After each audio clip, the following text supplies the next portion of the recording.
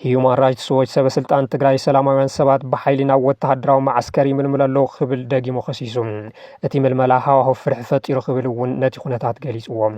Human Rights Watch ኣብ ክልል ትግራይ ዝርከቡ ሰበስልጣን 16 ዓመት ዝዕድሞም ህፃናት ሓዊሱ ንሰላማውያን ሰባት ኢላማ ብምግባር ናይ ግዱድ ምልመላ ወፍሪ የካይደሉ ክብል ከሲሱ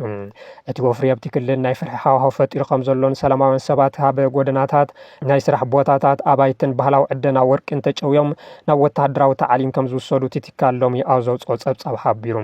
በበግስቲ ጸብጻብ ኣብ ወርሒ ሰነ ምስ 18 ሰባት ዝተገበረ ቃል ምሕትት ከም ዝኾነን ናይ ዓይኒ መሳኽር ኣዝማን ናይቶም በኃይሊ ዝተመልመሉ መናእሰይ ከም እውን ካብ ምልመላ ኣምሊጥና ዝበሉ ውልቀ ሰባት ከም ዝርከብዎ ጠቒሱ ሰንበዚ ትግራይ መናእሰይ በኃይልን ምምልማል ዝገብርዎ ዘለዉ ወፍሪ ኣብቲ ክልል ናይ ፍርሒ ሃዋህው ይፈጥረሎ ዝበላ ምክትል ዳይሬክተር ኣፍሪቃ ላትሻ ባደር ሰበስልጣን እቲ ክልል ነቲ ወፍሪ ብቕልጡፍ ጠጠው ከብልዎን ነቶም ብዘይፍቃዶም ዝተመልመሉ ናብ ገዝኦም ክምልስዎምን ጸዊዐን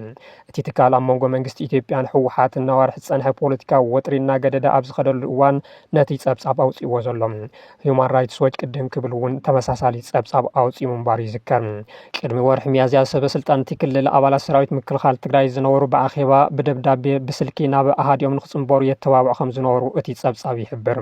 ይኹን እምበር እቲ ወፍሪ ኣብ መወዳእታ ወርሒ ሚያዝያ ተጠናኺሩ ዕጡቓት ሓይልታት ኣብ ከተማታት ዕዳጋታትን ዕደና ወርቂ ናብ ዝርከብሉ ከባቢታት ጅምላዊ ግፋ ከም ዘካይዱ ይገልጽ Human Rights Watch ካብ ነበርቲ እቲ ከባቢ ዝረኸብዎ ምስክር ብምጥቃስ ፖሊስ እቲ ከባቢ ኣባላት ምልሻ ሓይልታት ምክልኻል ትግራይ ኣብ ቀትሪ ስርሒታት ሰላማውያን ሰባት ክጨው ከም ዝጸንሑ ኣመልኪቱ